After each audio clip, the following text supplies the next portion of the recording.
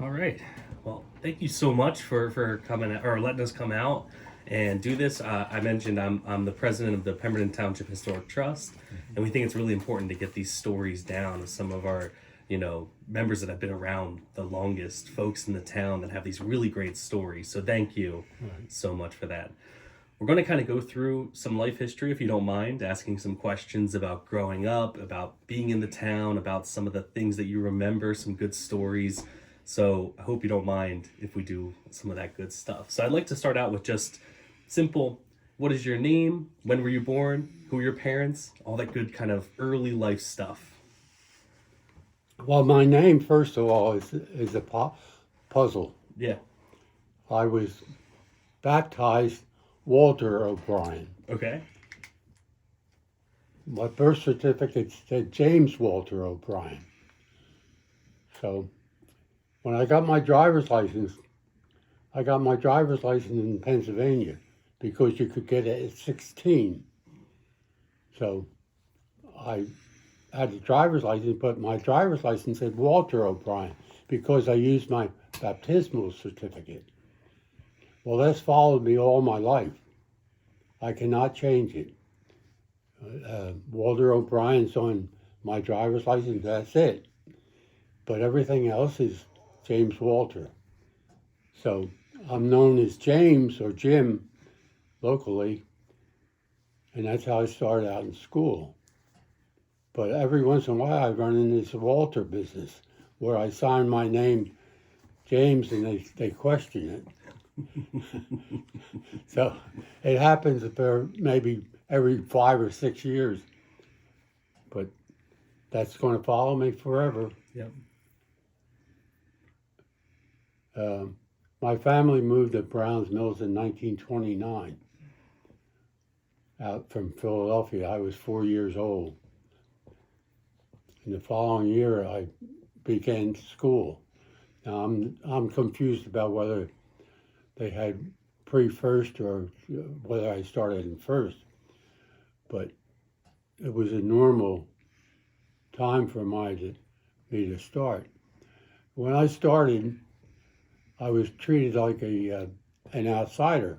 In fact, I guess some people still think I'm an outsider because the kids used to tease me, and I was smart enough to make friends with the biggest kid, and I got a little protection there.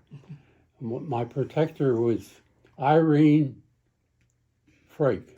Oh my goodness. She was one of my protectors.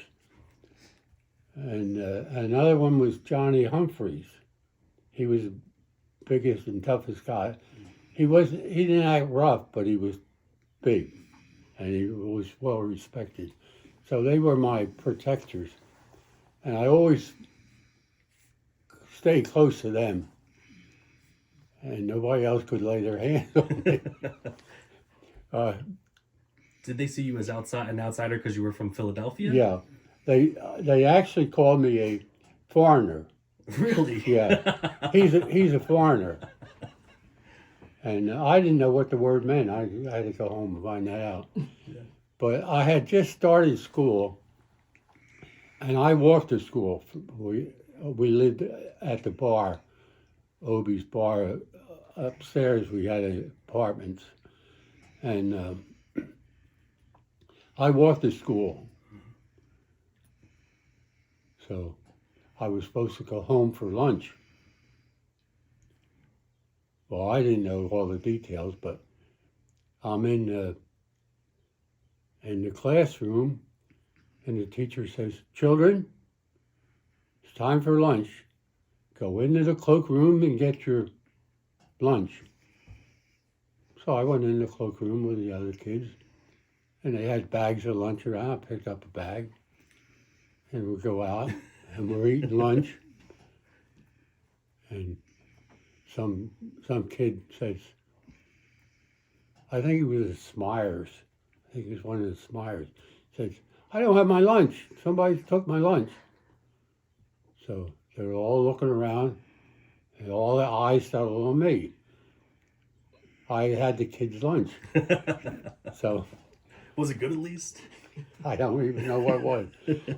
But then the teacher explained to me, well, James, you're supposed to go home for lunch. Well, you didn't tell me that before. You should have told me that before. So anyway, the next few days, it was all around the store. Everybody see me. You're going to get beat up. Spires' big brother's going to beat you up. So I had to put up with that for about a week, I guess. He never came or never confronted me. I don't know who he was, but he didn't beat me up anyway. How about, like, who were your parents? I know Sherry knows and things, but I'm a little bit younger. So do you mind talking about, like, your parents and when you were born and all that kind of stuff? Yeah, I was born in 1925 in Philadelphia. Wow. My mother was of English descent. She was actually born in England, but her family had gone back and forth a few times. Mm-hmm. And some of her sisters, she had 4 sisters, they were born, most of them were born in the United States, I'm sure of. My father was born in 1892, and his parents were from England, but he was born here. So, and what were their names? My mother's maiden name was Davis.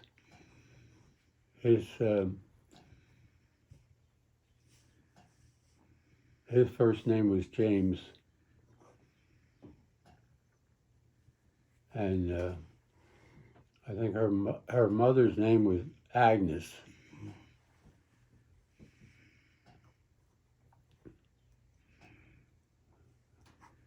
My mother was born in 1899, and we lived in Philadelphia. We lived in a section of Philadelphia they call Paradise. Why'd they call it Paradise? Yeah, every section, every neighborhood had a name, and somebody picked Paradise. And we lived 2945 Wishart Street. The house is still there. I drove by it maybe 20 years ago. Mm-hmm. My son had some records of it. He looked it up on his computer. On Ancestry, I think and he had it, brought it up to date, and the people they still lived in. It was a real nice neighborhood when we lived there. Of course, all of Philadelphia was then. Right. But what did your father do for work? My father, he worked in a spinning mill. He was a supervisor in the Worcester Spinning Company in Germantown, Philadelphia. And if you look it up on the computer, you'll still get the details on that. Definitely. But it was a small manufacturing plant, and he was called the superintendent, and he was in charge of the whole works. And when they moved to Brown's Mills, he commuted. Oh, wow. For years, drove, and occasionally when I was in my teens, I would go in with him, and it took us from the Pemberton Borough.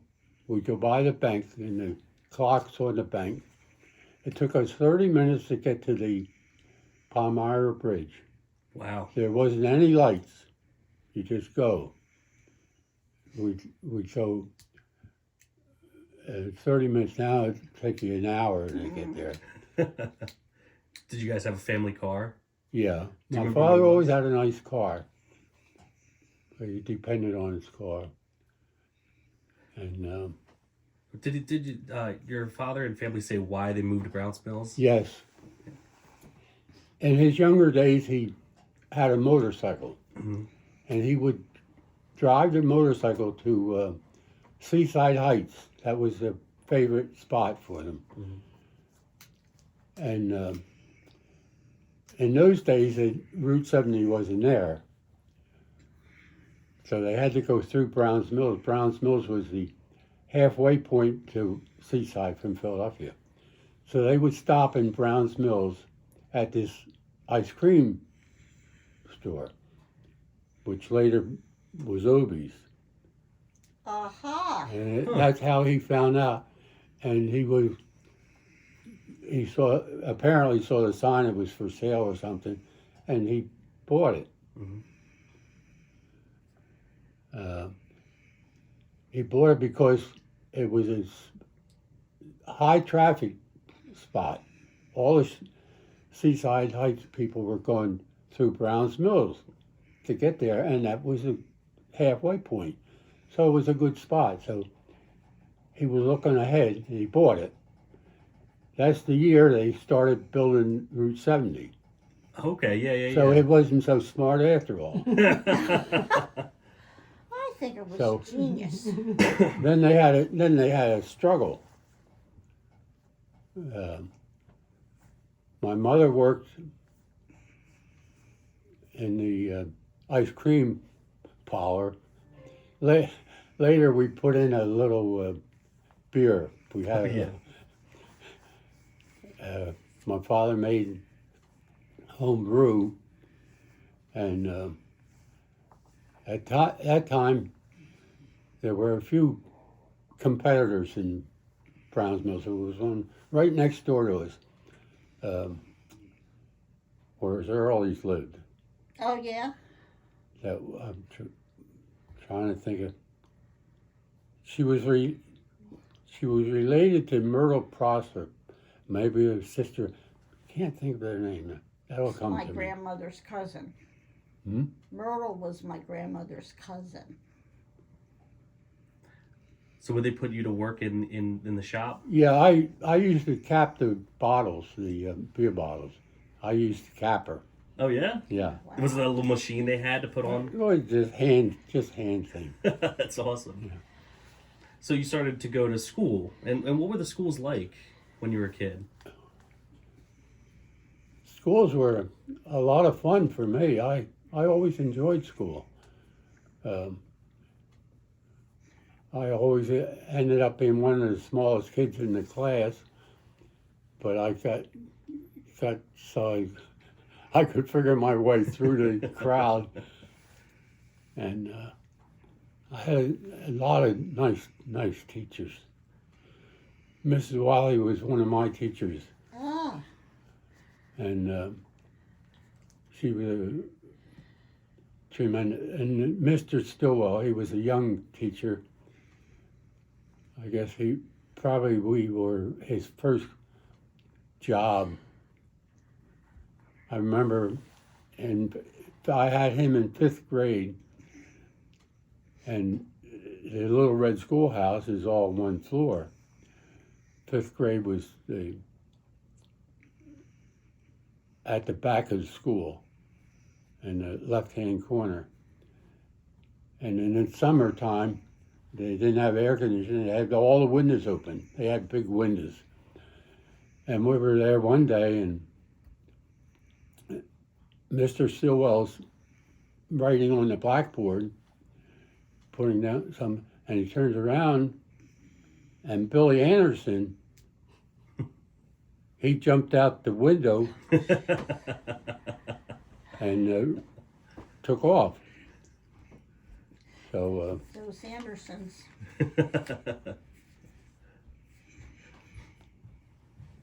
Did you ever get roped into like after school sports or anything like that? yeah, after school, we would all meet in the center of Browns Mills, the ball field. Okay. The ball field, they just cleared it. It's where the emergency squad is. Mm-hmm. That entire field was a ball field. Oh. And they had bleachers, dugouts, and I had regular games there. But the kids would all meet there after school, and we'd use up sides for baseball. Well, the ages would run from 11 or 12 years old up to 25 or 26 Oh, years wow. old. And Get thirsty while you're talking. we'd always be on a different team. We'd choose sides. The ball field was Holbert's garage was on the right field. Becky Erlin's house was on the left field. So Joe Mahan, one of the regulars, was a catcher. His family lived right next to the Little Red Schoolhouse. Okay. They Yeah. had a house right there. So the ball would be hitting Becky Erlin's yard every once in a while, and she was getting mad about it. So one day, she got the ball and held it. Mm. So Joe Mahan goes over, the catcher. He demands the ball, and she wouldn't give it to him. She's holding it. So he grabs the ball.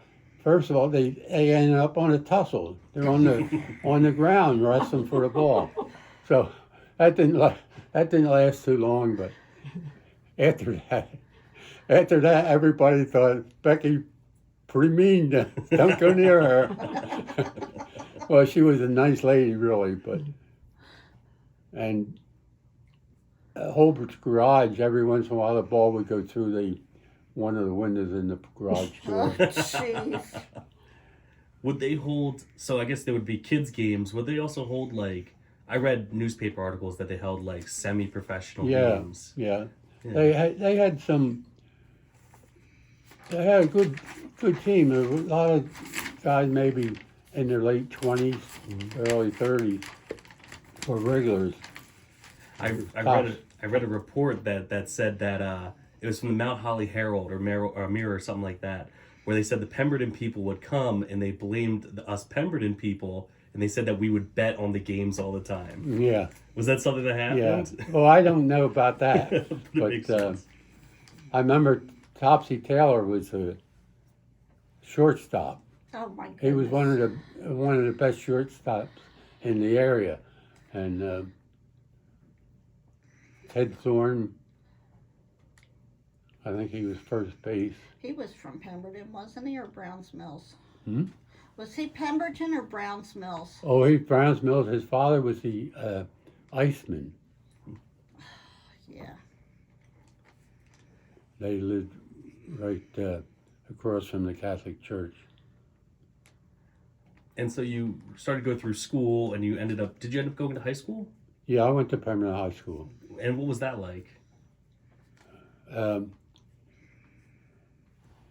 I had a nice time. Were you academically inclined, or did you like school, or no? I liked school. It was easy for me. I didn't have to study or anything. That was my downfall, really.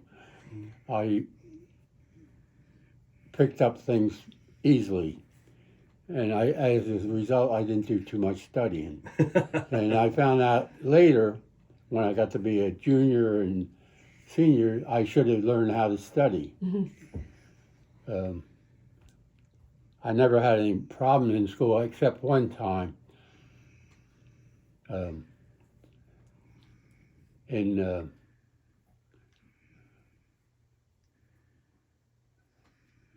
I'm trying to think, the art class. Oh yeah. Miss Parr was the art teacher. She was a big lady. She was nice, no problem.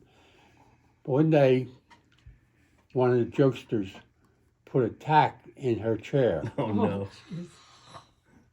and I Probably didn't have any idea what would happen, But she turned around and she looked at me. And I guess I must have had a guilty look. I still didn't know what happened. So she said, "You go down to the principal's office, Miss Burr." So I go down to, no, I didn't. When she sent me to Miss Burr's, well, that was terrible. You go into the principal's office. So I went home. So the next day, there was a message for me to report to the principal's office. So I went in to Miss Burr. There were two sisters that taught. Miss Burr, Edith Burr, was the principal. She's the oldest sister. And Dorothy Burr was the younger one. And Dorothy Burr was very sedate, very pretty, real pretty girl. And Edith was a little on the grumpy side. So she gets me in her office and she says to me, "What happened?" So, "Why didn't you come in the office?" So I explained to her what happened. I said, "I didn't do anything." I said, "I wasn't going to." So she said, "All right, James, you just go back to class. Don't worry about it." So that was it. Later, Miss Burr, Edith Burr, was my English teacher. Oh, yeah. And I was a junior in English. And I failed junior English. I had to repeat it. So the final year, the senior year, I was taking 2 classes in English, junior and senior. So I had a book report to do, and I didn't do it. So she called my home to remind me about the book report, and she practically begging me to get my report in to graduate. So I did, but I thought for a teacher to do that, I ended up president of my senior class, and at the graduation, there were 6 boys and 30-some girls. Wow. Wow, in the graduating class? Right. Wow. Now that's, you wouldn't ask me how I liked high school. Yeah. Yeah. That's the answer. Yeah. But Well, that's when you met Mom in high school, right? yeah, well, that's another story. I met my wife, I was about 13 or 14 years old, and I had a bicycle. And a girl was a couple years older than me, Ruth Spear, lived up the street. And I never had any contact, she'd wave to her or something. But my wife came to stay with Ruth around 14 years old for just a night or two. And while she was there, of course, I didn't know who she was. I'd doing tricks on my bicycle, riding up and down, and I guess 20 years before my wife died, she told me about it. She said, "I was visiting Ruth Spear, and you were riding your bicycle around back and forth, and Ruth said to me, 'Don't worry about him, he's a pest, that's Jimmy O'Brien.'" So that was my wife's first, But she didn't tell you. she till didn't tell me later. that. So, but in high school, I had a lot of fun. We'd get a day off, or maybe not a day off. I would go with my father to Germantown, Philadelphia. I'd drive him in, and I would take his car. And my first stop after leaving him off would be at my aunt's. She lived on Seltzer Street off Lehigh Avenue. and I would show up at her door around 8 o'clock. And she was, all my aunts and my mother were night people. Mm. They'd be up late at night. And she'd be at 8 o'clock. Her husband would get up. He was a bakery truck driver, and he would leave early in the morning. And she'd go back to bed. And then I'd be ringing the doorbell, and she'd look out the open window. Oh, Jimmy, all right, yeah, I'll be right down. She'd come down.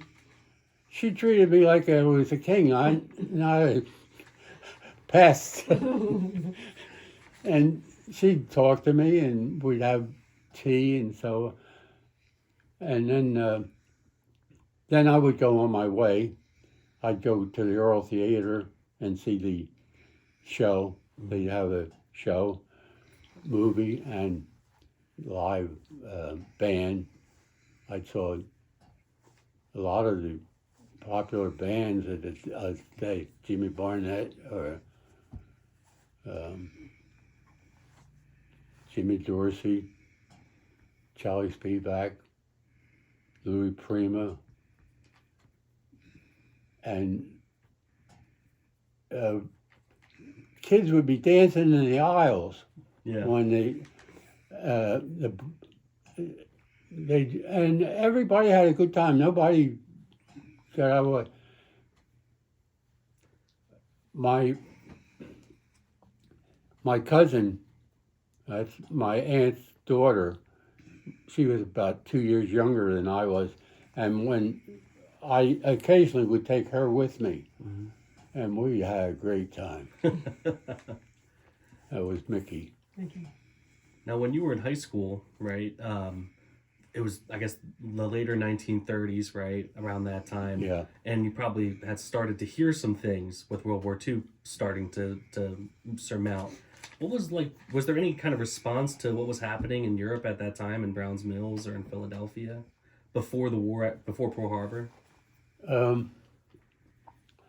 No, I don't remember anything. Mm-hmm. Now the day on Pearl Harbor, I remember I was in Lumberton. There was a girl that I was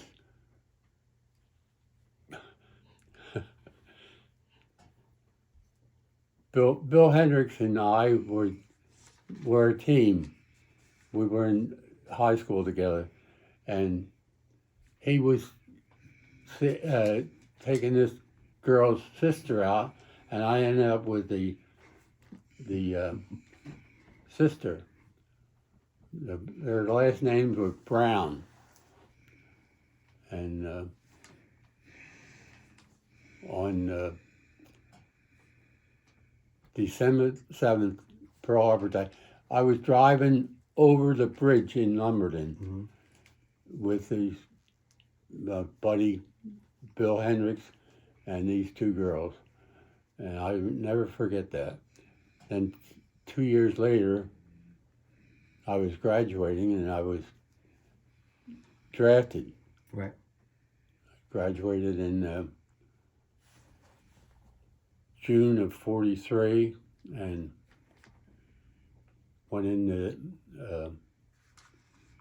August. I believe it was August I was sworn in.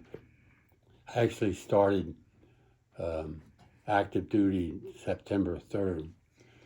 And a lot of the boys that were in my class had joined. That's why we only had 6 boys left. Mm-hmm. They left and they got their diplomas later, but they joined the Army, and I didn't do that. I just let nature take its course, and I still ended up September 3rd. Did you end up at Fort Dix or? 43. I was in Fort Dix for about a week. About a week? And Fort Dix was great. Yeah. The first thing we had orientation meeting we got our uniforms and we're all called to assembly, and the lieutenant's giving us a briefing, and it turns out that one of the guys had the bar down here, where the Crescent Bar, Jesse Moore. He was the owner, and he got drafted. And he's in the same group that I was. And the lieutenant giving the talk had been at a party at the Crescent the night before. So he knew him. So he had it made. Wow. And they sent me to one of the warehouses to work. And, I thought the superintendent was a customer of ours in the bar. Gus, I never forgot his name, but I don't remember his last name. And he's my boss. And What? I had it nice there. You do this, I could do just about what I wanted. I could go stand out and look at the cars one by, like I'm in prison. Well, I was there about a week, I guess, and then they shipped me to Fort Benning. Okay. Now, when I was a senior in high school, they gave a test for Army Specialized Training Program. It was a program for a 2-year program. They send you to college, and you get a certificate after 2 years within engineering or meteorologist. So it didn't matter to me. So I ended up in Fort Benning for my basic training. I had 13 weeks of basic training, and then they sent me to Kenyon College in Ohio, and we had everything there, swimming pool and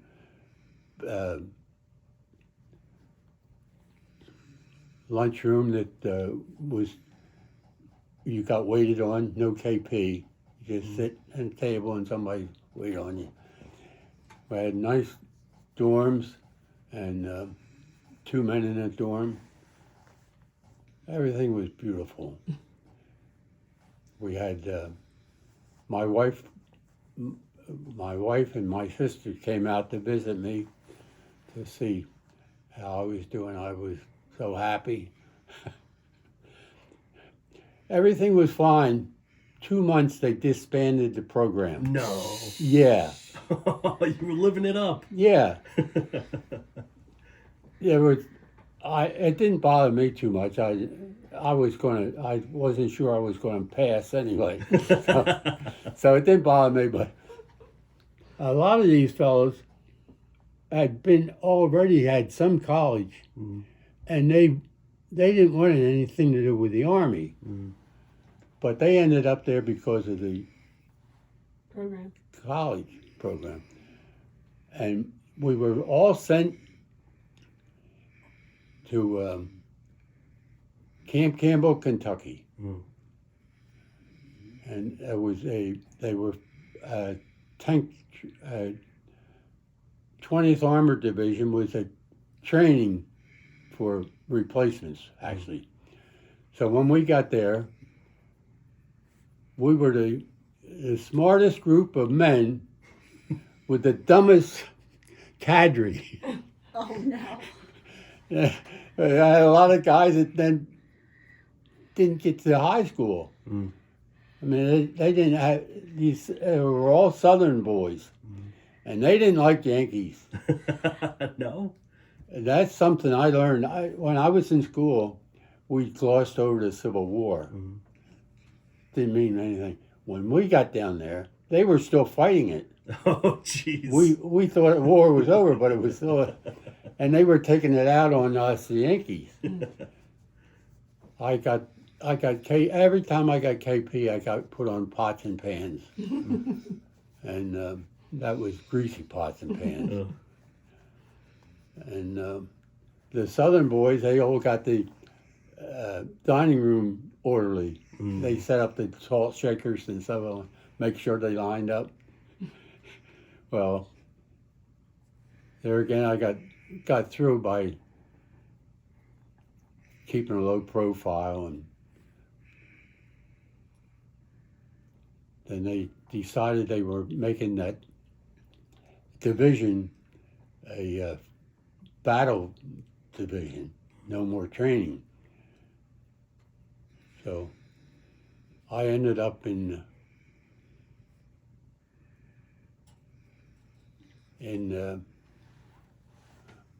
France. We got to France in 45.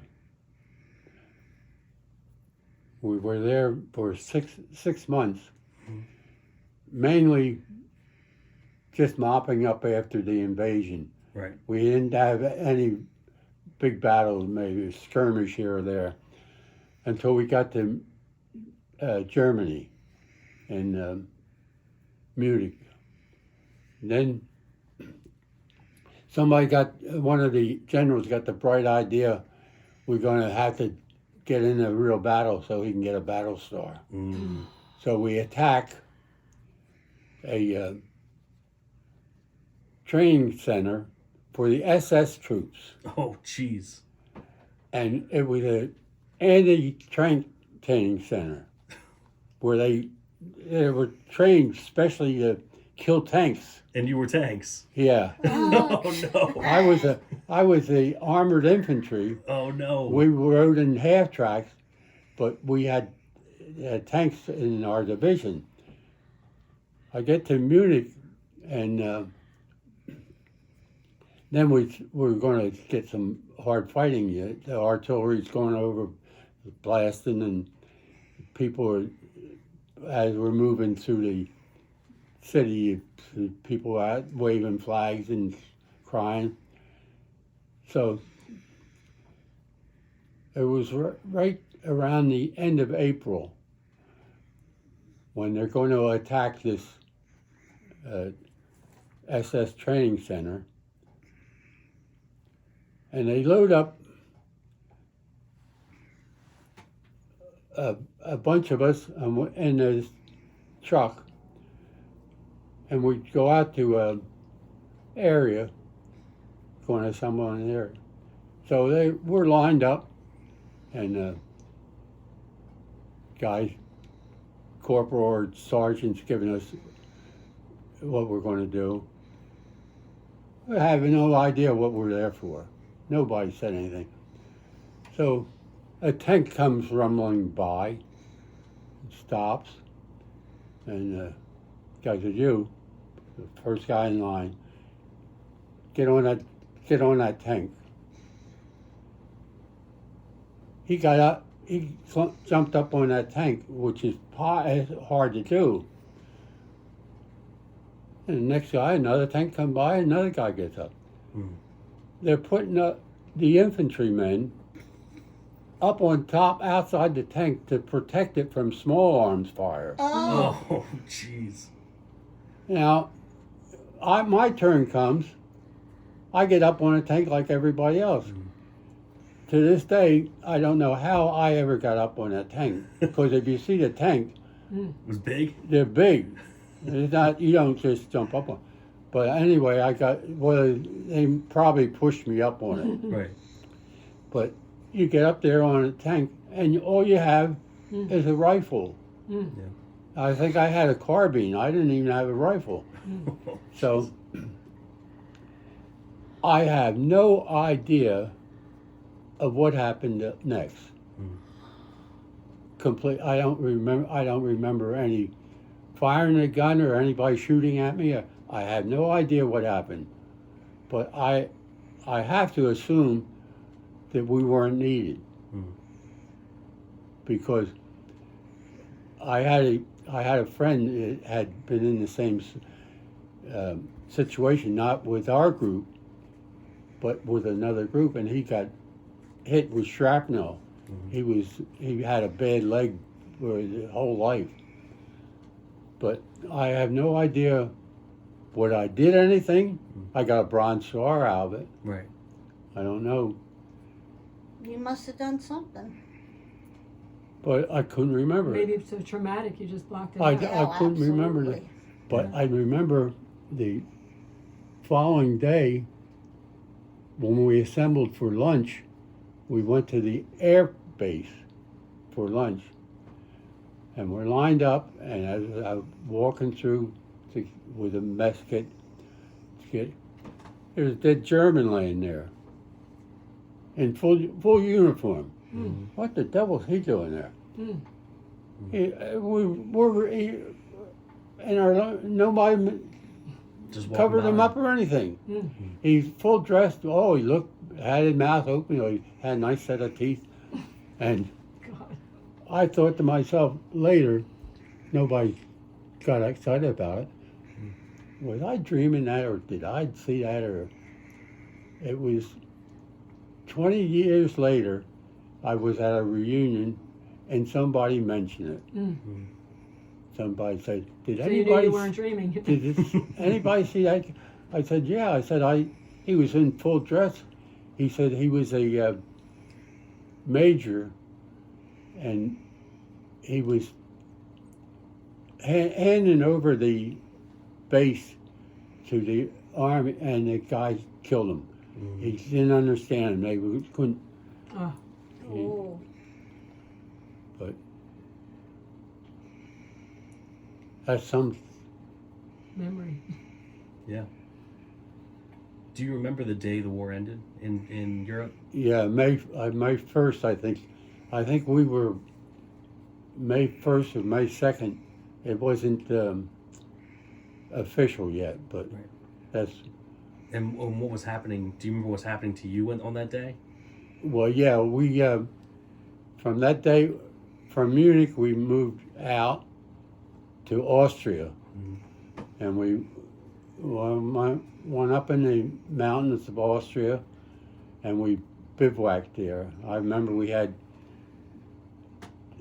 our little tents for 2 men in a tent. And we were in this big open field with mountains around us. And I had while I was there, I had this cousin of mine, Jimmy Davis. He was stationed in Berlin or around Berlin, and he knew where I was, and he came down to see me. And we had a chat, how everything. So maybe for an hour or so, and then he left. When I got back home, a couple of months after I was back, I see his name in the local paper. He was in Berlin, and he got charged with desertion. He wandered over to the wrong side of Berlin, and he ended up in the Russians' hands, and then they turned him over to the Americans. He got charged with desertion. Now, I knew enough about him that he wasn't going to desert. He might have had too much to drink and went over there and shot his mouth off. And Yeah. he served 10 years in Leavenworth. Oh. I just gave my daughter some of his letters.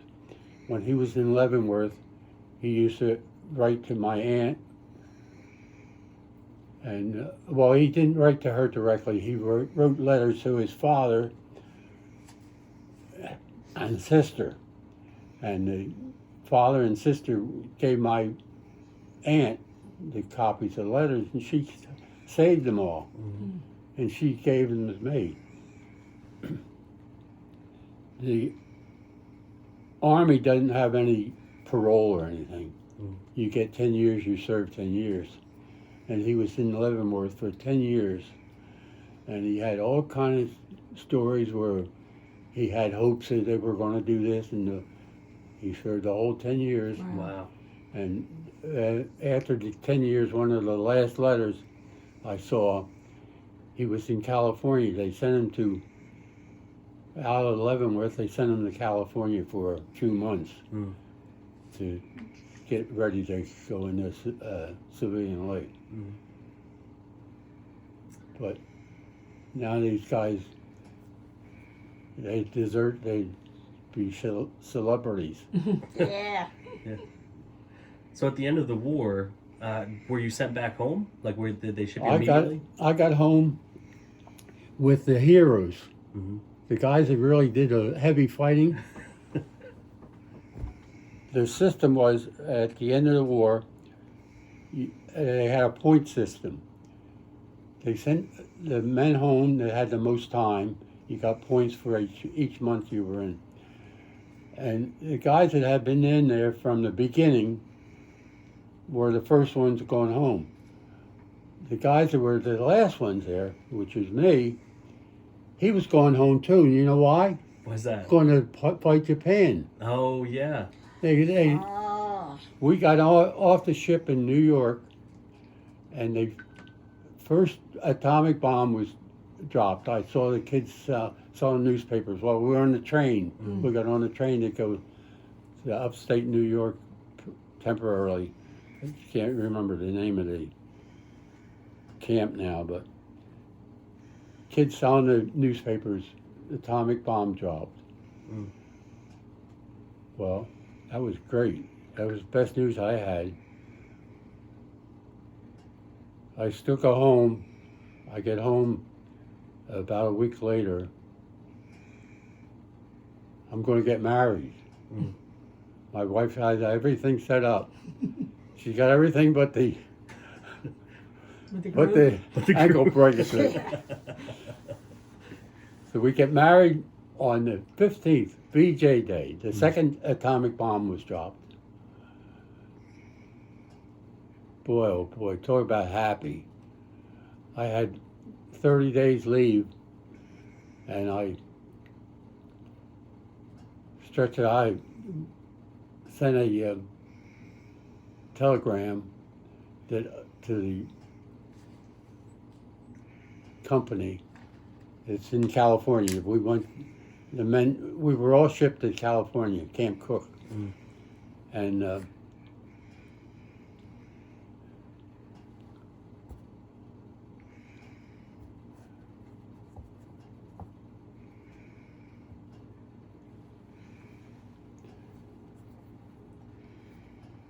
I got married on VJ Day. Where'd you guys get married? Hmm? Where'd you guys get married? Do you remember? In Browns Mills, in the church, the St. Anne's Church. On Noteboom Avenue. On Noteboom Avenue. And what was the wedding like? Was there a lot of people there? Oh yeah, yeah. We had You invited everyone? Yeah, we had a full church. When you got back into Browns Mills, were folks like, was there some kind of big celebration when you got back? No. Or was it just like... well, yeah, everybody was happy. The war was over, Right. And yeah, we had every guys coming home, you know, had been over. My brother he joined right after Pearl Harbor, and he spent a couple of years in the Pacific, in New Guinea and all these places. He ended up with malaria. Oh, wow.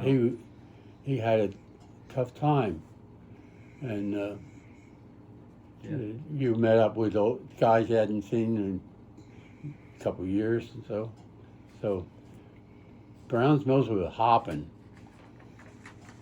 They had there was Pig and Whistle, Obies, Penlands. What was that one? Penlands. Yeah. Drink, dine, and dance.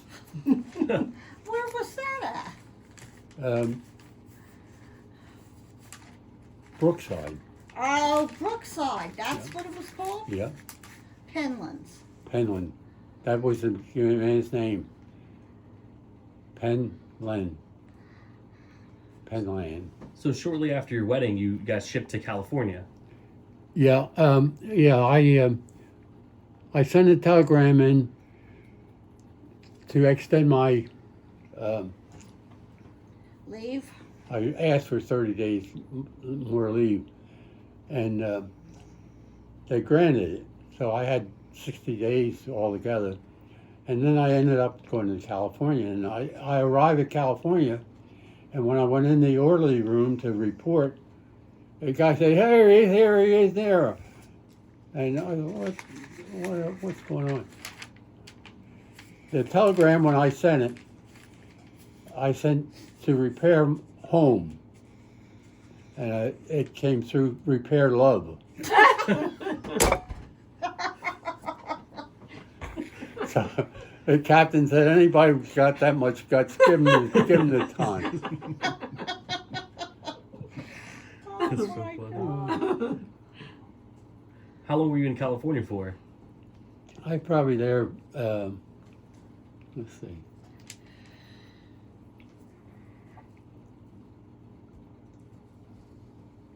I guess I was in California till I got discharged. I came back. They sent me back to Fort Dix.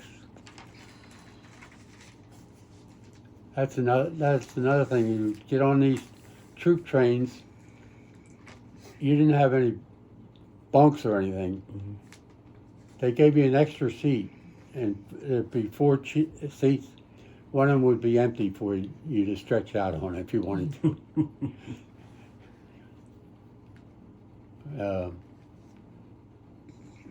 We came through Philadelphia. I remember on the train, and as we came over, well, the train stopped in St. Louis, and there was a train next to us. The GIs went over and stole these pillows. Oh yeah. So we had all kind of pillows. I didn't know anything about it until we gone over the bridge in Philadelphia to New Jersey, and you see all these pillows being thrown out, and they had stolen these pillows. Get rid of the evidence. Yeah. Now, before the war, had you ever traveled before, or was it the first time you really had gone really far? No, we went to Florida when I was we went to Florida. I think I was probably 14 or so. Mm. I remember my brother was old enough to drive, so I was probably 14 or 15, and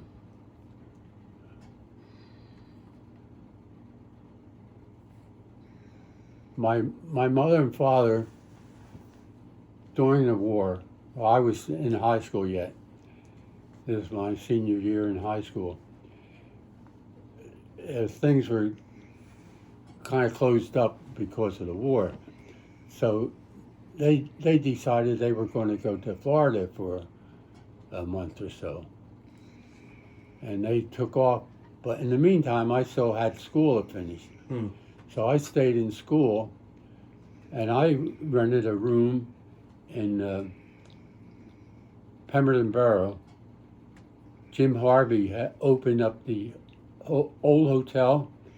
He refurbished the hotel. It had been The Pemberton Inn? The one right there on the corner.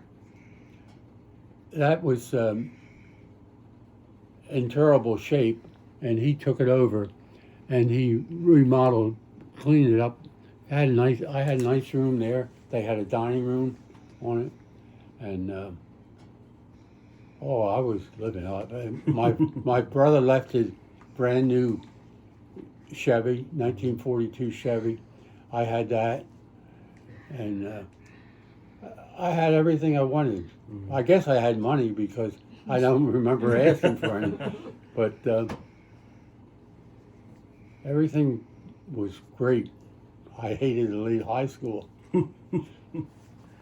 So at the end of the war, when you get discharged, did you know what you wanted to do after the war? What's that? Did you know what you wanted to do after the war for work or anything like that? I didn't really know. My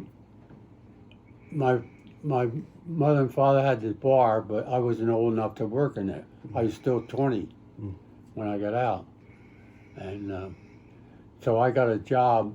My wife was working over at Fort Dix, civil service, so I got a job over there typing. I'm the worst typist in this world. There was maybe 50 or 60 women and 2 men. I was one of the men. The other guy could type. But when I was in high school, I took typing. The teacher said to me that I had it first year, and I had the second year I took typing again. I get about a quarter way through the second year, and the teacher said, I want to talk to you after class. So she says, James, you should get out of this class and get into something else. She says, you're not going to get any better. I can't think of her name, Morgan, Miss Morgan. She was a nice lady too, but she was very gentle. So she said you should. So I took her advice. I took study hall. So anyway, typing. I would have failed typing. I just got by with a D, I think, in the first year. I would have failed, but that was my first job, civil service. And how long did you stay at that job for? Maybe 6 or till I got old enough to work in the bar. So I got maybe a couple months. Was there any trouble with, like, I guess maybe it's a dumb question, but like Prohibition before the war? Because when did that end? Didn't that 33. end? Oh yeah. I guess that you're probably a little bit too young to remember if there was any issues. I remember some of the Prohibition. Yeah. They had raids. Vanell, the lady next door was Vanell. Do you know any Vanell? Canal? Vanell. V. Oh, vanilla. Yeah. They lived in the Early's house. Really? Yeah. And they raided the house? Yeah, they used to get raided every month or so. But my father was selling beer. He was famous in the whole town. Everybody knew it. But he didn't have any fights or anything in his place. But they would have fights. Vanell's was rough. Probably because they had a bunch of Andersons and Bogies. He didn't sell any whiskey. And they sold whiskey too. They made whiskey. So the police, they concentrated on them because they were the trouble for him. Right. But when they would raid them, they would point up the street, why don't you go up there and get them? And the troopers would say, we're doing this now. But the truth is, my father was in with the police Sure. because he didn't cause any trouble, mainly. Because he didn't pay them off. No money changed hands, I know that. But he would get a tip that they're going to Come and check be it out. raid tonight, you know. So what we would do, I remember one night in particular, he gathered us all up, and after midnight, they said, gathered us all up and take a ride. And we rode all through the neighborhood and all adjoining towns for right around for an hour or so. And then we drove back in and drive past the place, see nobody there, then you drive by, then you drive by one time and there was a state trooper's car there. So my father drove up, said he knew the trooper by name. How's he doing? Anything doing? Oh, he said, no, it's all over now. That's it. No. So that was it. How about the hardware store? How did that come about? My brother, Do you mind if I get a glass of water? You didn't drink that, so you Oh, can take that thank you. my brother was working at one. Would you want one, Sherry? Fort Dix, and he had some experience with building materials and so on. Where he was working, and he come home and tell about what he did at Fort Dix. So my father was always open to anything, and he gets the idea that we're going to make cinder block. He had a friend in Pine Barrens that bought some cinder block machinery and was making block, and the friend was telling him how great it was. You put cinders, you get them almost free, put a little cement in it, and you got a cinder block, and you sell it for 16 cents, it's all profit. So we go into the cinder block business. We buy a cinder block machine, and at that time, I was just 20. I guess I got past 21, and I was working in the bar, and gave up the job in Fort Dix. And then we started making cinder block. I would get up, go on and be on the job at 8 o'clock for cinder block, work till 4:30, get out of that job, go home. I lived right next to the bar, had a little bungalow there. I'd eat, take a shower, and go to work at 6 o'clock at the bar. Oh, wow. And I worked till maybe midnight, Yeah. and then I get up and do it all over again. And I didn't think anything of it. Mm-hmm. I mean, people say, "Oh yeah, you had everything easy." No, we didn't have it easy. We worked hard, Yeah. but we didn't seem to. Everybody say, "Oh, if you had a clean shirt on or something, you were a show off." You know, we had fellas come in they want to work. They need to work bad. Mm-hmm. We'd give them a job on the cement concrete mixer. Mm-hmm. All you do is keep it loaded with the cinders mixed. Some of them would leave at lunchtime and not come back. Jeez. Really? And Jeez. one guy said, "They don't want men; they want mules." But we'd have to do it ourselves.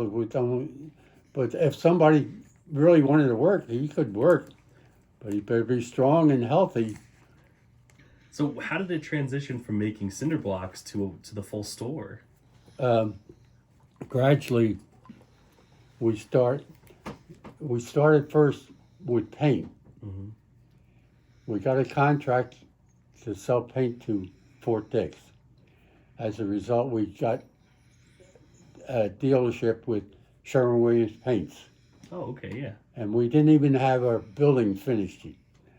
And we were getting shipments in from paint to go to Fort Dix.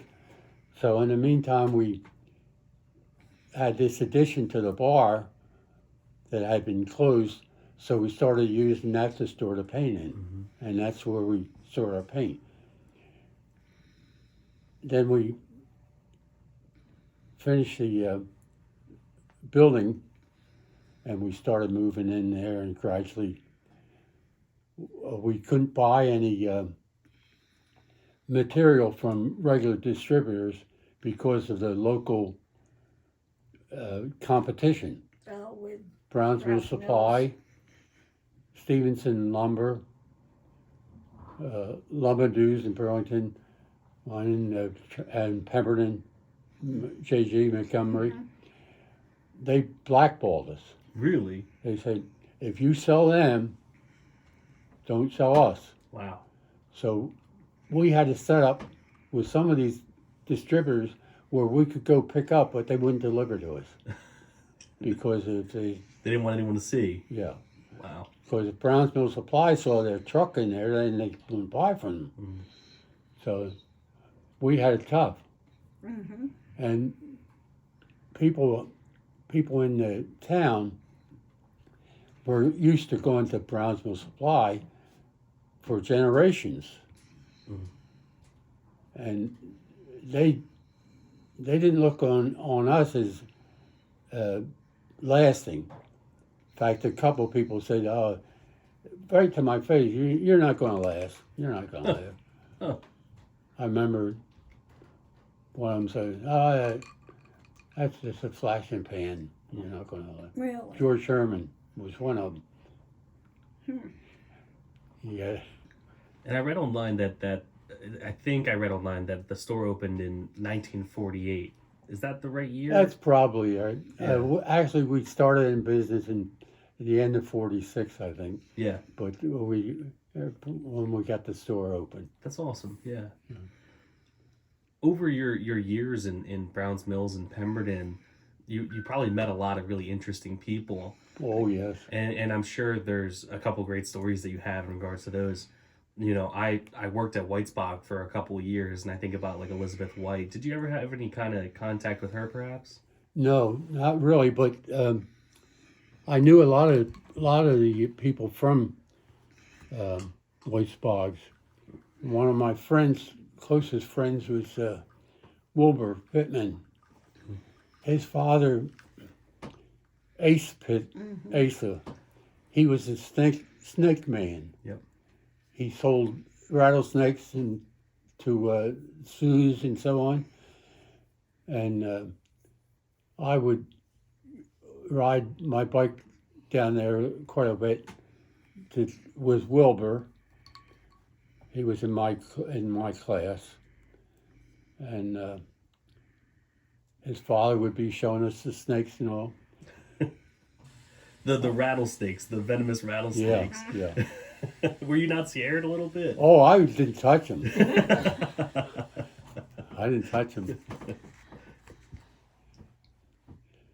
After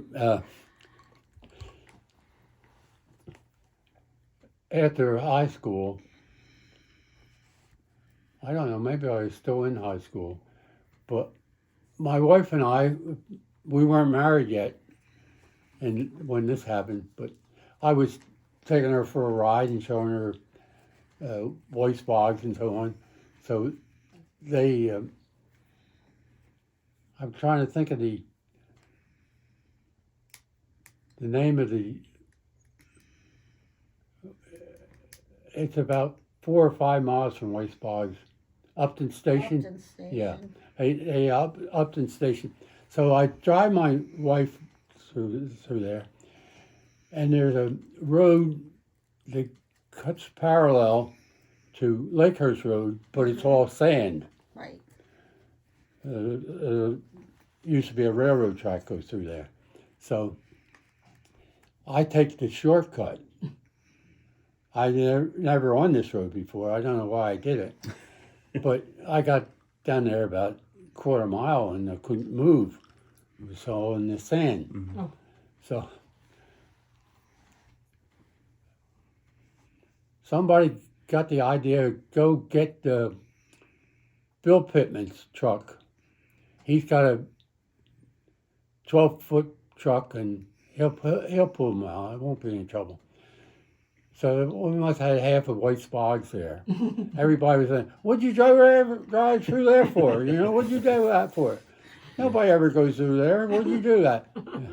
So they got me out. No big trouble. Years later, they had fireworks next door here. And a friend of mine, Mike Busansky, and his wife were with me. We went over to watch the fireworks. And Haynes, Bill? no, I'm trying to think. From Whitesbog, Yeah, Isaiah. Isaiah Haynes. He was there, and he was on the school board for years, but I never met him. He was a friend of Mike's. And we're talking, and Mike introduced us, and Isaiah says, oh, yeah, O'Brien, yeah. You're the guy that got stuck down in Upton Station.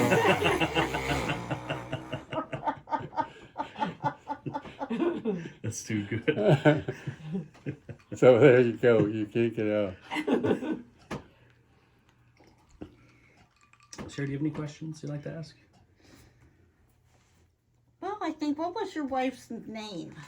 Her name? Yeah, you've talked about her, but I don't think I got her name. Sophie. So, oh, that's right. They called her Chick. Chick. Chick was her nickname. Everybody called her Chick. Her last name was Chickanowski. What? Yeah, that's how you say it That's in English. worse than mine. It's You say that? It's C-I-E. Chonowski. N-O-W-S-K-I. Oh, So they call her wow. Chick. Chonowski. That's how you Chonowski. Is that how you say it? I thought she had- Sophia, right? But Sophie. everybody called her Chick. Was easier. Yeah. Now, obviously, we're partial because we are going back into the train station, the one right by Pemberton Borough. Do you have any memories of the train station or the train or anything Yeah. like that? Yeah. I went to the 1939 World's Fair Did you really? on that train Really? from high school. With my father-in-law, Probably. Levi was 10 and went by himself on that train with everybody. What'd you think about the World's Fair? Oh, nice. Yeah. Yep, that was a nice trip. And you took the train to get there? Yeah, we took the train out of Pemberton. And what was the train like back then? Oh, we thought it was great. Like on TV, the old-fashioned looking. Yeah. Who did you go with when you went? Well, all the high Oh, school the class went. could go. I mean, Oh, it was wow. optional. You pay your way and go. Nice. Wow. Like a field But- trip. We had a bunch of kids in there. We had a good time. Cool. And what were the insides of the trains like back then? I don't even know if they were like upholstered or like, what were they like? Just like you see them on the Wild West, I guess. Yeah. This Hey, tricky. we thought they were great. Definitely. In fact, I came in that way to Fort Dix to get discharged. Really? Yeah. I know. I was reading about it, and I read that train station is also how they got all the stuff in there to make Camp Dix in World War One, Mm-hmm. which is Yeah. neat. Yeah. Well, my sister worked in Camp Dix. Really? She graduated high school in 1937, Huh. and she worked. What did she do in Camp Dix? She worked as secretary, Oh, okay. Yeah. and she went there. She spent her whole working life in civil service. I guess she left there and went to Frankfurt Arsenal in Philadelphia. Wow. She worked. She had a secretarial job there. In fact, she got me a job when I was 16. Mhm. I worked at Frankfurt Arsenal for two summers, I guess. I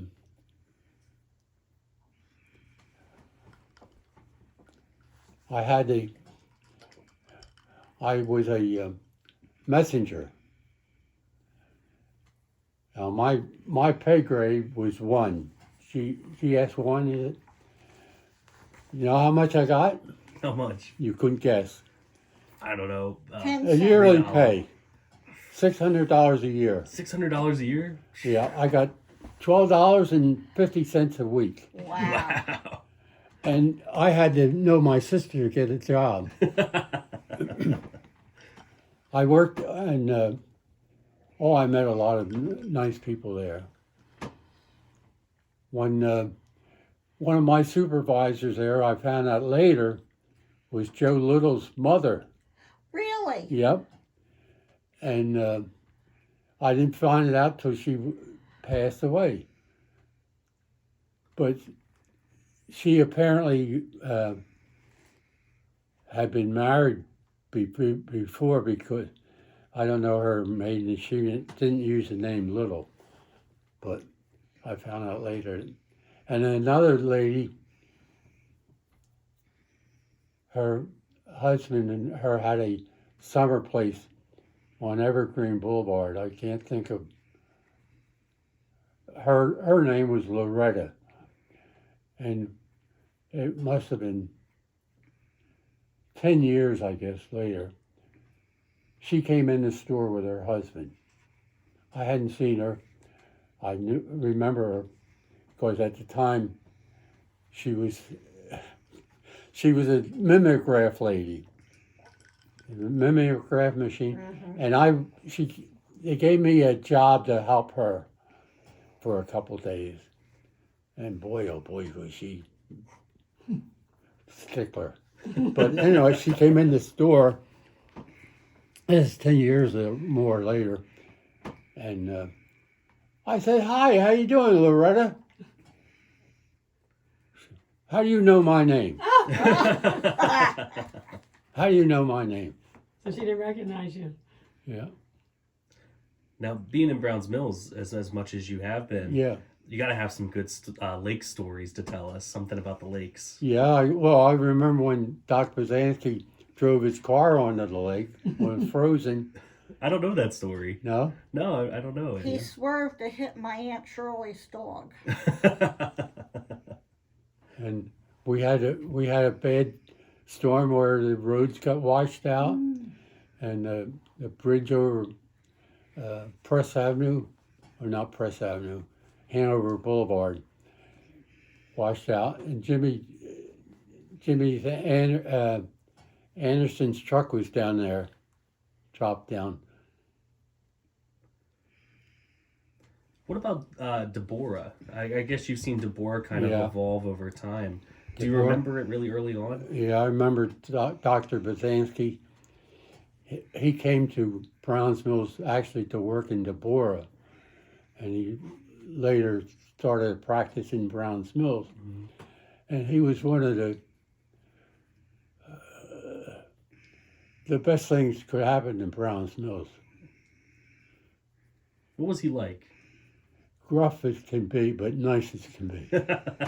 I like- actually lived in Yeah. Trenton. We had a place in Browns Mills on the lake. My parents did. Oh, that's awesome. And my mom would bring me down when we got older to Busansky because he would give you the pills, the Yeah. shot, and Cough lozenges. medicine. Yep. And you And- walked out. He, $5. I Yep, remember. $5. I remember being Yep, in it was his fun. office, and he would treat somebody so mean, Yeah.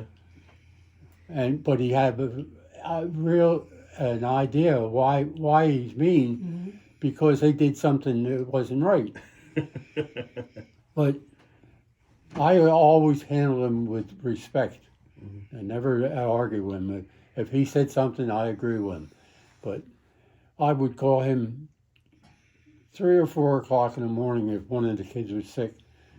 He'd say, you tell him who you are and what the problem is. And he wouldn't say, I'll be there. He'd say, goodbye. He'd say, What are you bothering me for? You'd think when he said goodbye and hang up, you'd say, oh, what's that mean? You'd see him about 15 minutes later, he'd drive in the yard. He'd check whoever was sick, and then he'd check all the rest of them. And anybody needed a shot or something, they'd get it. My daughter, Joan, she was Oh, she was. If you said Dr. Busansky coming, she'd go crazy. Because he always gave you a shot of penicillin, no matter what, whether you needed it or not. Really? If you were sick, that was protocol. And so you would tell her I that hate if it you when- don't I act don't like right, politics of that. you're gonna have Dr. Busansky Yeah. killed. That was My Vincent, we always had a pet of some kind. We had a turtle. Somebody picked up a turtle, little thing. Vincent put his finger out, and the turtle bit him. I had to take him to Busansky. So he Busansky needed a shot then. told him, a turtle bit him, doctor. And he said, "What? How did it happen?" He stuck his finger. What'd you do that for?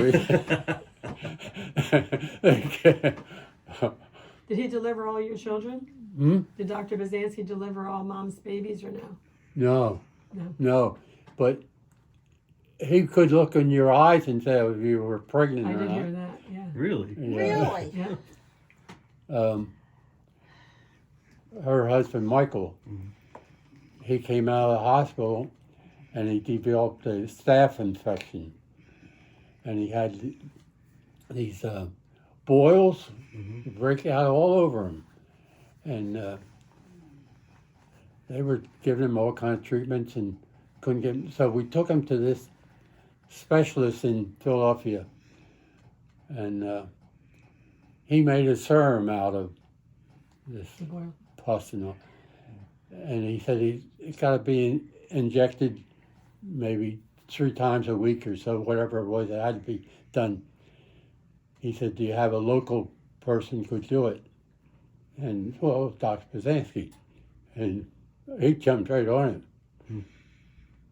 it. We'd taken Michael wherever he needed. He'd get a Okay. shot, cleared it up. Wow. But that went through the family. Oh wow. Ann got some of it. Wow. I got some of it, but well, I didn't get it bad. But Michael, he had terrible. There's a little baby. Yeah. Wow. Wow. Now, when you were a kid, do you remember any people that were really old? Like who? Do you remember like the really old timers when you were a kid? Any of those folks? Like before Browns Mills was even Browns Mills. Like what I mean is like before like the Philadelphia Press stuff. Well, is it your father, Gallagher? That's my grandfather. That's your grandfather. I remember him. I bet you do. I remember him. He was a nice man. Was he? Yeah, he was very friendly with me. I always liked him. But I never knew he. Oh, I knew him from Gallagher. Mm-hmm. Nobody. Didn't know he was Charles. No. Didn't know if Gallagher was his name or his first name or last name. Gallagher had nothing to do with his name. It wasn't even his name? No. It's just what people called him. Yeah. Charles Anderson. Charles Augustus Anderson. Where's Gallagher? Well, I knew a lot of the Andersons and Herberts, Yep. Billy Herbert. My grandmother's cousin was Mrs. Herbert's mother. Yeah, they used to call it Chickazola down there. Oh yeah. Yeah, where We're Joe Nellie Anderson. Lemunion Yes. worked for my wife quite a while, Oh, for she did. years. On No. base? Huh? So On she would base? clean. She would clean for her, right? Oh. Yeah, Nellie, yeah. She was like one of the family. Yeah. In fact, I had a monkey Oh, did you really? when I was a kid. These people, I was thinking about them yesterday. Jack and Catherine Deborah. Mm-hmm. They were customers at the bar, and they would come down for the summer. They had a place right near the bathing beach, a bungalow. Well, I imagine they were probably in their 30s at the time. But they would come in, and I liked them, and they liked me, and always friendly. So they invited me to go to Philadelphia with them for a week or two, whatever it was. I jumped it. I'd go any place. So they took me to Philadelphia. I don't remember too much about it, but I think it was her nephew. We call him Chick. He was about 2 or 3 years older than me. Maybe he was 16 or 17, but he was old enough to drive. And he was taking me all over the city to art museums and all these places that I would never think of going myself. But he always had some place for me to go, and he'd take me. I never really thought about it at the time, but boy, I had a good time because of him. Now, it was maybe 10 years later, I think maybe it's longer than that. They died, I believe, and I never heard of them again. But Chick came in the store. He was building a little bungalow down in the same area around the Baden Beach. Mm-hmm. And I recognized him right away as soon as I saw him, But it's funny how you meet people later. Yeah. And they do nice things for you. You don't realize it at the time. And maybe this is a selfish question of me to ask, but obviously my great-grandfather was Charlie Graff. Oh, Do you yeah. have any good Charlie Graff stories? I remember him. Yeah. He was, I guess, Mr. Brown's Mills. A little bit. Yeah. A little bit. Yeah, in fact, he worked for us kind of part-time, everyone. Yeah. If you get any stuck or anything, he'd help you out. Yeah. I love him. He was a very friendly guy. I can't remember his wife's first name. Elizabeth. Elizabeth. Yeah. But she was nice too. Well, When did you start building houses? Didn't O'Brien's build some houses? Yeah, we built in the 50s, probably around 54, 55.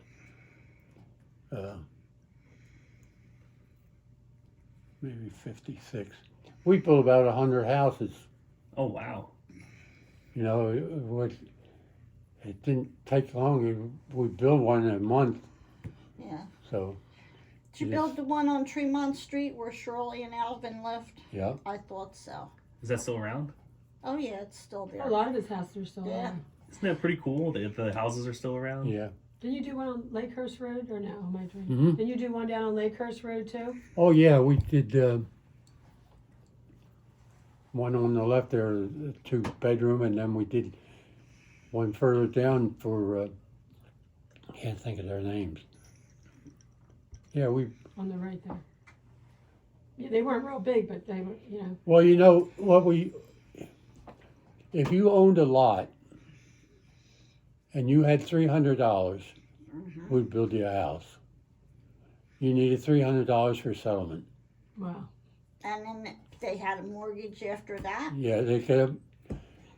We would put a mortgage on the house, and then we would get them to get Pay you. another mortgage with Riverside Savings. Yeah. And so they didn't have a settlement with Riverside because the work had already been done. Mm-hmm. So it was just a matter of signing mortgage papers. Yeah, somehow I remember Shirley and Alvin got their house from you. I think then the McClure's, Georgia McClure's house, I think you built Yeah. on that's Yeah. on Press Avenue.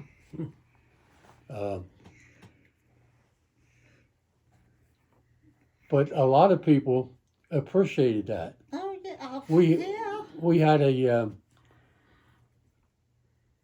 meeting about 6-7 years ago, I guess. The township had business. Every once in a while, they would pick a business to celebrate or something. Oh, And I remember we had a meeting with a group at the municipal building, And some of the people showed up and mentioned that. They said, my brother or my sister, they wouldn't have a house if it wasn't for those people, because it was $84 a month when you figure it out. Now imagine that. Yeah. You buy a house, you have the lot. Somebody gave you the lot. Maybe in those days the lot Very was worth cheap, right. $400. You have $300 cash, and then you pay $84 a month for your mortgage for 15 years. Wow. Yeah. Wish that was now. And I know. these same houses that we built Yeah. are selling for $300,000. Yeah. Isn't that crazy? Well, my parents had the house right on South Lake Shore. My mother has passed away, and when she passed away, we sold the house, which I regret because we were right on the peninsula. So you on South Lake Shore, the first turn you can make, there's a gray house. Yeah. That's where we lived every summer. So I that's the biggest regret. We sold it for $100,000. Yeah. And it was just. When my great grandfather died, they had Phillips. They were one on Phillips Avenue, right on the lake. Okay. And they sold it. I was too young. I was like 8 when he died. So, and it's sold it's selling right now for like $315,000, and it's crazy to me. Yeah. Well, it's not a big place. And it was built on stumps because it was Yeah. built in 1919. Yeah. So I don't even know what year that was built. That's why I had thought the O'Briens might have come down when they were doing that, because I knew it was about the same time as the newspaper ad, you know. Well, that's how my grandfather got our lot. He used to, just like he said, he used to go to Seaside. He was a big fisherman. I actually We've have come Philadelphia to Press in Browns my the receipts in my car right now that show the original lots in Browns Mill. Wow. I should have brought them inside. I don't know. Oh man, why I didn't. threw a lot. My brother just passed away, and he had some stuff, and it was so overwhelming. He just died in July that I threw a lot of stuff out. That listening to you talk, I regret. Oh no. Yeah. Oh, well. Uh-oh. Yeah, but he had. Well, we had Trent. My father was a funeral director. He had when he bought the. I think it was $1,500. He paid for the funeral home in Trenton, the whole big property there. Yeah. Well, that's the goal, is trying to save a lot It of is that. amazing. Let me see. I think I'm out of questions. But if you have anything you want to talk The about, only one I don't know if he outside of gave it. you was your mother's name was Anna, right? I think he got the last name Davis. Yes, I got- but not I the didn't see you first got the- name. I didn't- That's another Ann Davis. I didn't think he got Anna. Anna, Anna. right? Yeah. And then when are you turning 100? May 20th, 19, 2 years. May. Well, you didn't 25. You didn't talk about. He's going to France. That was gonna be my Yeah. last thing. Yeah. Do you mind telling us about like your trip that's coming up? Yeah. We're leaving Dallas on May 31st. We're arriving in Paris. We spend 2 days in Paris sightseeing. Then we go to Normandy and we visit out there the battlefront and so on. And this same trip I did about 15 years ago with my daughter. Mm-hmm. She took her and her husband took me with them when they went to France, and we visited Normandy. And we spent about a week or 10 days in Normandy, and we visited all these battlefronts. And you could go right into the quarters that the Germans had. They built right into the ground and the cliffs overlooking, and you can see exactly where the troops came in and what they were up against, the cliffs they had to climb, and they were just sitting ducks. You just can't imagine it. It's heartbreaking. How men can do that. And one of those men, I found out later, was Elmer D. Imperial. Really? He never said anything to me about it. No. I never heard him. But after he died, I found out he was in the D-Day invasion. Was he from the town?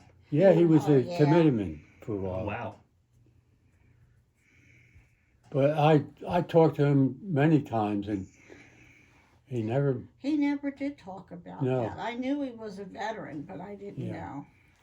Maybe he had a Till he similar died, experience to you getting on the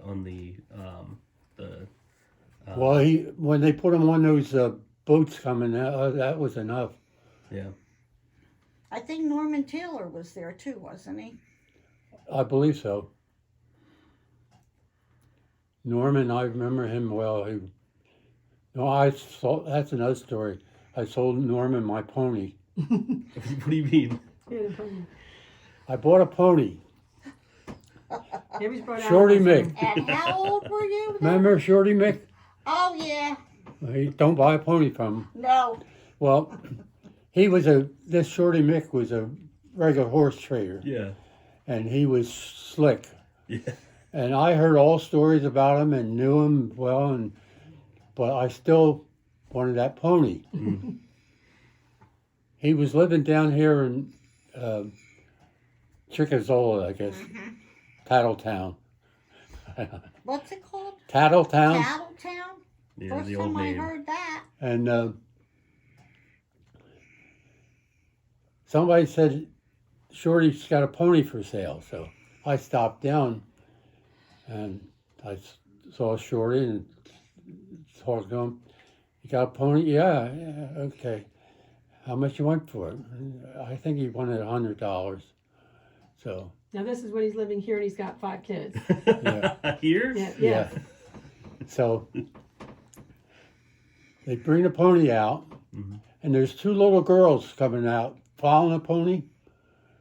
I guess maybe 5 years old, 4, 5, 6 years old, no older than that. And one of them pulls her shirt back. He bites, mister. He bites. She hears Sophie. So Shorty says, get away, get away, get away. Shorty got upset. So Yeah, I was he too wanted dumb the to, money. I was too dumb to get the message. So I bought the pony. Well, I had that's another story. That's another Now interview. he's got a lot. I built the Pony- barn back Yeah, here. there's a barn. It's about the size of a garage, Oh, a yeah. little Yeah, garage, Yeah, you can see. and I made it into a pony barn. Oh, yeah. Had section for him to stay in, so had a nice place back there. So then I thought I'll build him a fence, so he can, so I put these poles in the ground, and I nailed fence boards around, and oh boy, it looks good. Oh boy. So I let him out, and I walk down to the house, and I turn around and look at my work. He's got his nose in the fence board twisting out. And he's got half the fence tore down, but I just walked down the house. So that didn't work. So I had trouble with him getting the bit in his mouth. And once you get the bit in his mouth, you could handle him. But other than that, he'd give you trouble. So I would tie him up to the post or whatever and try to get the bit. Well, somebody told me, you need a chain bit. I didn't know, well, okay. So I got a chain bit. So I still had to tie him up to get the bit in his mouth. I'd get it, once I got that in his mouth, I could handle him. It'd be all right. But we had Jim O'Donnell, the cop, rent-a-cop, right? We had Jim O'Donnell and another guy, another cop. They're part-timers. So Jim comes in the store. He says, I saw a horse running down. He said, 2 o'clock this morning. He said, no. I was on patrol and saw a horse running down the middle of the road. New Lisbon. I said, yeah. He told me the story. I said, yeah, that was my pony. My pony got loose. He ran down to Matthew's farm. Okay. He weren't running down there, they saw him. So Matthew called me up and he said, I think your pony's down here. So I go down. It was still dark when he called me. And I go down, I'm in my pajamas. And I'm going to get my pony. He's got a bunch of cows out in the field, and the pony's out in the field with the cows. So we go out there, can't see anything. Cows coming up, pushing, and Matthew says, watch her, she's bad. I said, oh boy, what's going on here? I said, I'll come back tomorrow and get the pony. He said, okay. So I waited daybreak. I went down. I was in a TV show I used to watch, Stony Burke. He was a cowboy. So I stand there and I whistle for the pony. That pony didn't pay any attention to me at all. But I whistled and he came running. He runs right up to me, full blast. Put up brakes. I thought, oh boy, it stopped. So I put a chain on him and I put him on my little car, which during the day they put you in jail. Yeah. So I tow him home. It was a Renault. I had a Renault. Every once in a while he would stop and the car would stop. So I finally got him home. And this is after a couple of these trips. One time I went down there, he's in the ditch. Yeah. Before Matthew's fence, there's a big ditch about 6 feet wide, 6 feet deep. Mhm. He's down in there running up and down. So I got this chain made into like a lasso, and he comes running up the end of the ditch, and I'm there, and I throw this on him, and I got him, and I pull it tight, and he collapses. He goes down. I thought he dead. I thought I killed him. He's laying there, not moving, not a muscle moving. So I thought, oh boy, oh boy. So I loosen the chain a little bit, and he jumps right up, and he starts to throw me. So I pull the chain again and get him stuck. So I pulled him out of there, and I got him up out of the trench, and I tied him in on the car again, took him home again. But I did that 2 or 3 times, and I think didn't he bite Mike or something, Joe? Yeah, You yeah. were feed him apples or something? we were going away for a few days, and a guy worked for me, John Beta. I asked John. John would always do anything you want him to do. He was a I asked him to take care of the ponies, feed them and water them and so on. And I told my kids, stay away from that pony when I'm gone. Don't get near him. So Joni, my youngest daughter, who's coming to visit me tomorrow, by the way, from Virginia, Oh, good. she's going to braid the pony's hair. She's combing the pony, and Michael's helping her, and the pony bites Michael. Oh, in the back, I no. think, right in the back, I think. Yeah. She So was so upset. She then felt so guilty. they say, now, Dad said don't mess with the pony. But I found out a few days later that the pony bit him. And I decided to get rid of the pony. I'm out here, Topsy Taylor, Norman. He's riding by, he sees me, he stops. Hey, Jim, I hear you got a pony for sale. Yeah, I got. He says, you want to sell him? I said, yeah. He said, let me look at him. So I take him back to the barn. He looks at him. He says, how much you want for him, Jim? I said, $25.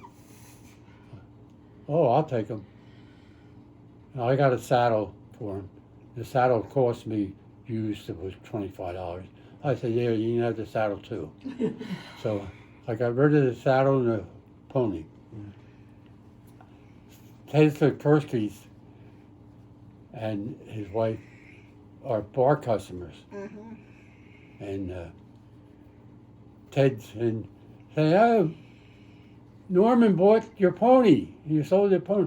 Oh, I said, yeah. He said, oh, he'll handle him. He knows all about. I said, oh, he's a tough one, I'll tell you that. Well, about 2 weeks later they were, and I said, how's Norman doing with the pony? Oh, they got rid of him. Oh no. He got loose and he got in the neighbor's garden and tore it up. No. And, No. they got rid of him. So that's I don't know what they did with him. Norman I hope he used- got his money back. He used to sleep with his rattlesnakes. I couldn't believe he told me he had. Oh yeah, had a rattlesnake he slept with. Wow. That's a great story. What was the turtle the strangest animal that you probably had, or the pony? No, you had a monkey. Oh yeah. How did you have a monkey? No, we had 2 monkeys, right? How did you have 2 monkeys? When I was a kid, these Deborahs had Yeah. this monkey. It's the people that took me to Philly with them for a visit. And they were going away or something, and I took care of the monkey for them. Okay. So I had their monkey in Browns Mills, and I used to take it for a walk. I'd have a leash on it, and I took it down to the bathing hole. They had a next to a little past Brookside. The kids used to have a place to swim. The boys would be in there. They'd be naked. They didn't wear any. It was a naked beach for the boys. Every once in a while, a girl would show up, but she didn't last long. Oh, that's why they called it Bare Ass Beach. Yeah, Behind yeah. where Princeton Bank is. Really? Oh, that's too funny. So anyway, I took the monkey down there, and I'm walking along the thing. The monkey takes off. He's got a leash on, but I let him go. He swims across the. Oh no. Yeah, he swims, and he's on the other side. And of course, kids are over there too. So one of them grabs him and brings him back to me. But I would take him out outside the bar for a walk. And if I wasn't careful, he'd jump on me and bite me. Oh. So I would swing the leash around and keep him up off the ground. He couldn't get traction. That's the only way I could stop him. Well, this one day, he attacks me, and my sister and my mother were there, and my sister got a broom, and she's hitting the monkey with a broom. Oh no. So How did they get the monkey? I don't know. So you said you had two monkeys. We What had was one the with, second one? when he was living here with his children. Yeah, some customer Somebody came to the came. bar. Yeah. Customer came in the store one morning, Store. early in the morning, and we were talking. So he's got a monkey he wants to get rid of. I said, what do you want to do? He said, I want to get rid of him. So, how much you want for him? I don't know.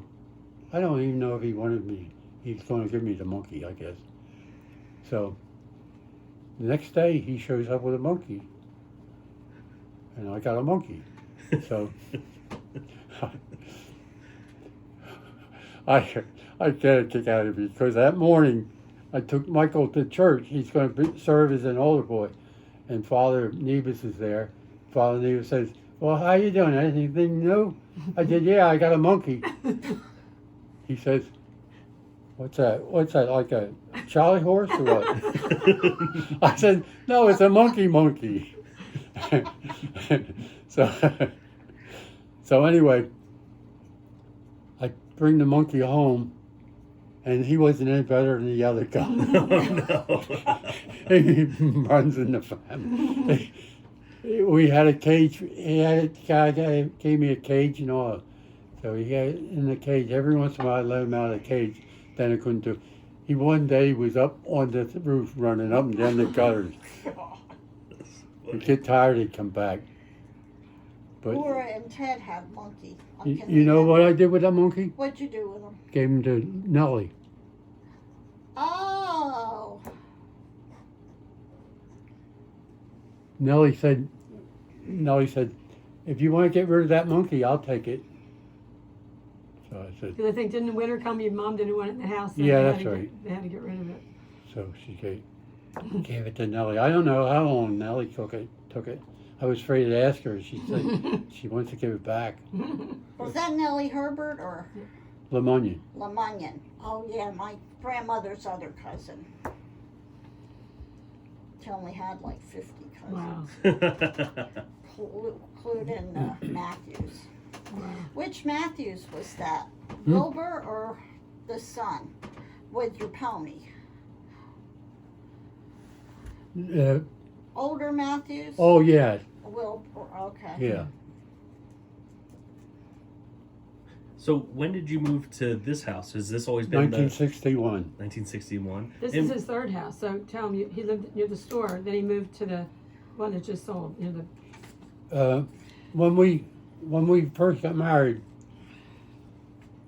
my mother and father had a little bungalow in the back of the bar, and they gave me the house, and we lived there for a couple of years,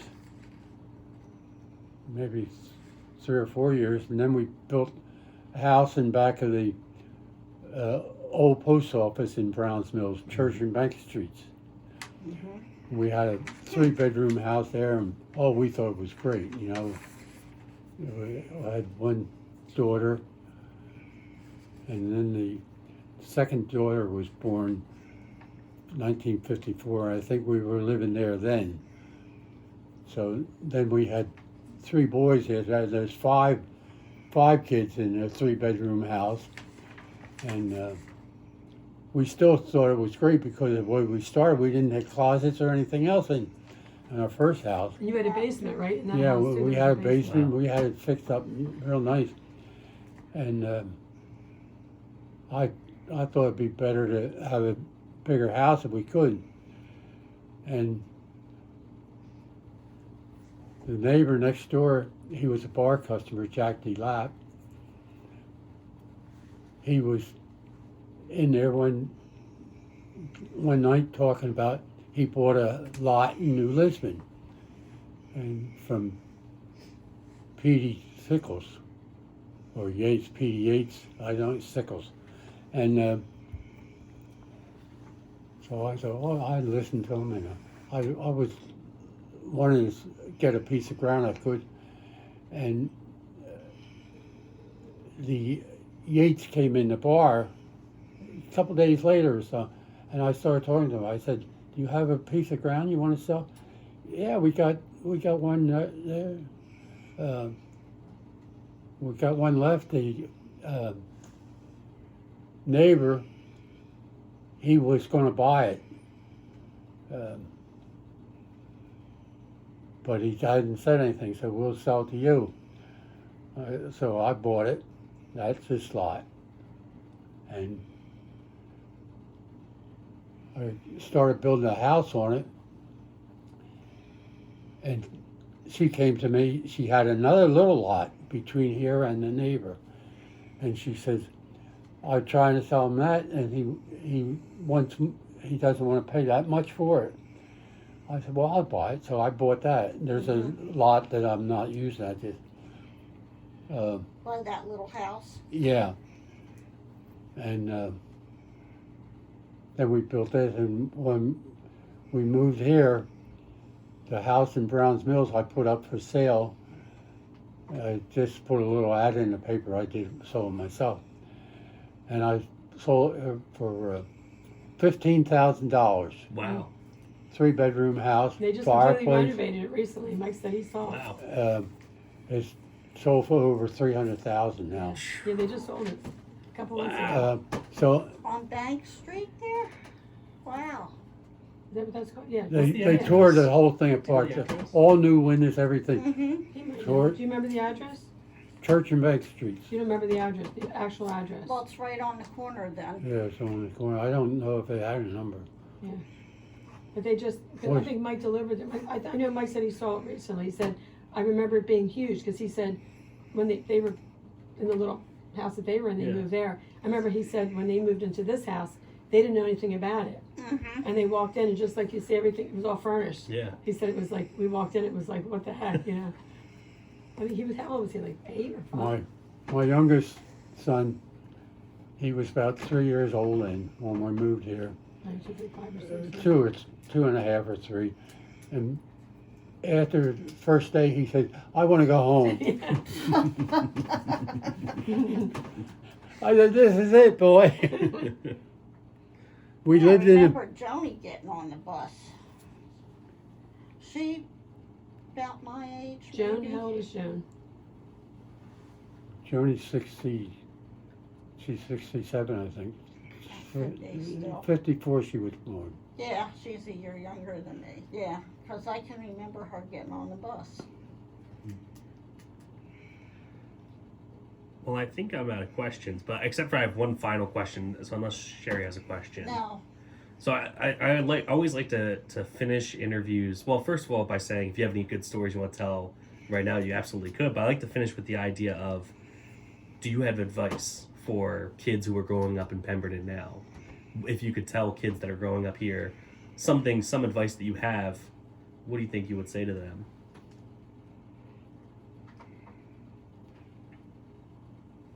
Enjoy yourself. Don't get too serious. Mhm. Have fun. Great. Well, That is a good advice. A lot of it depends on your parents. mhm. All of it does. I don't never remember my mother or father saying no. Mm. Wherever I got, they spoiled me. Spoil your kids. Yeah, but you were a good soul though. You can't spoil a bad soul. And Francis was what, 2 years older than you? You're 3. 3 years older? Yeah. I Yeah. never knew who was oldest. Well, And Aunt Marie was even older, right? Hmm? Was Aunt Marie the oldest? Yeah. great. Well, thank you so much for letting us come and interview you. I think we got some really excellent